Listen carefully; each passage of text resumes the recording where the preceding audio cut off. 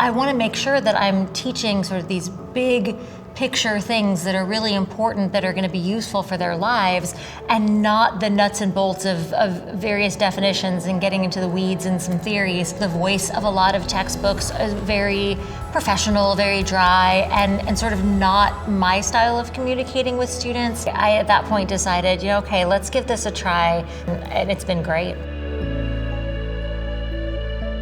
The ability to bring in like just everyday interesting stuff that I really like. When we're talking about things like neurodiversity, I had included a video from America's Got Talent, one of the winners from one of the seasons, who is profoundly autistic, and I included just a clip because I love the show AGT. It's just neat that I get to do that based on things that I like and enjoy. Probably, similar content would have been in a number of books, but not custom to me. If you're looking at a traditional textbook cycle, it might be 5 years at best until you see those world events come out with a custom text. You don't have to worry about that. You can take that article that came out today, put it into your reading, and have it published and ready to assign tomorrow.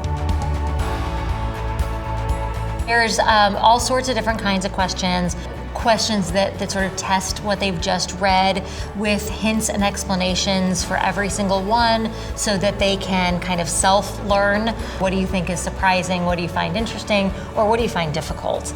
And that's tricky to do in a class of 500, but I can use that data in the system to be able to figure some of those things out. Without fail, when I switched to the Top Hat text, the questions about like the reading and the content were drastically improved. They really said how much they loved it, how much they feel like they're getting a lot out of it. It's one of the best systems they've ever used. They can hear kind of my voice in it, and they'll tell me that, I can hear as if you're saying those things. And all the cool stuff that I can do in class has just been a real game changer for my ability to sort of put on a show in the classroom, but then take that outside and keep them just as engaged when they're sitting in their dorm room reading by themselves, and it's been great.